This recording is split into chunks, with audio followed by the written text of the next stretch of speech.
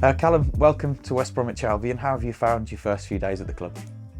Yeah, it's been really good. I've just been trying to get settled in and get to know all the lads. So yeah, went really well. Had my first session the other day, which was the starters from the Wolves game, warm-up training. So the first proper training will be today.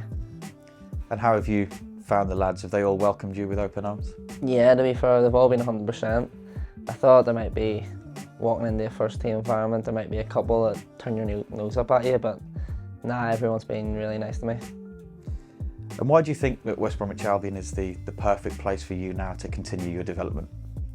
Well, I moved over to West Ham 2 years ago, and I've worked my way up through the youth football, and I've scored a good few goals at PL2 now. So I wanted to go out on loan in January, and whenever West Brom came in, it's a massive club and they're pushing for promotion to the Premier League. So I know it's going to be hard, but yeah, I think this could really kick on my career.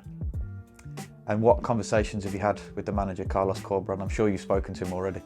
Yeah, I spoke to him the first day I was here, but it was sort of just like a 5-10 minute conversation about like what he expects from me and where he sees me playing and stuff. But I've spoke to all the lads about him, and they all say that he make me a better player. He's a real like tactician and he's really good in the pitch, and me as a youth player, I feel like he can really make me a better player.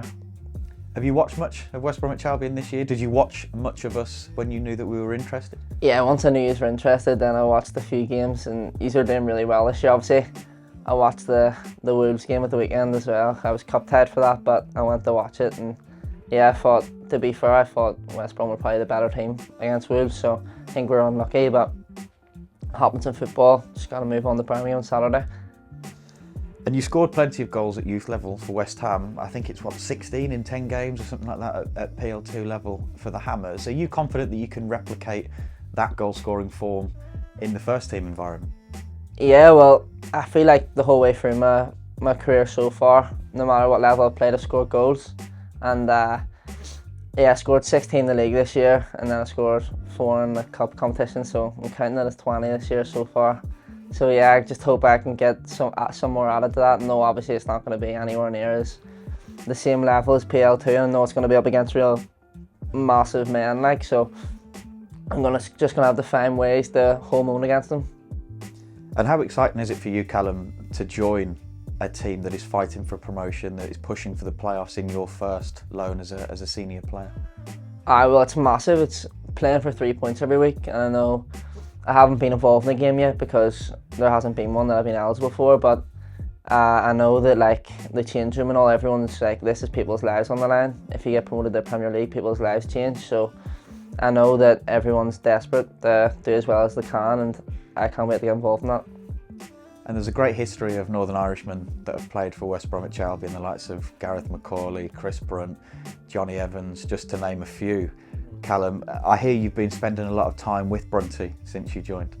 Yeah, well, Brunty's sort of been, because I can't drive yet, so Brunty's been bringing me to and from training, which I didn't expect them, obviously, and it was really nice that he offered. But yeah, I've been speaking to him. He's a really nice guy. And Gareth McCauley, obviously I know him through the Northern Ireland setup, and I've spoke to him a good bit as well. So yeah, it's good to know that there's a lot of Northern Irish people coming through the club. Had you spoken to Brunty before joining us? No, actually. Well, I spoke to him whenever I knew they were interested. So I gave him a ring to just find out a bit about the club and see what he thought about me joining them and where he thought I fit in. And he was all positive about the club, and that's one of the main reasons that, to be fair, I came here as well, because I knew I'd have someone looking out for me while I'm here. And as a young lad from Northern Ireland, was that a pinch me kind of moment, picking up the phone and calling a Northern Irish legend in Brunty? Yeah, well, obviously I've done ball boy for Northern Ireland games while Brunty's been playing.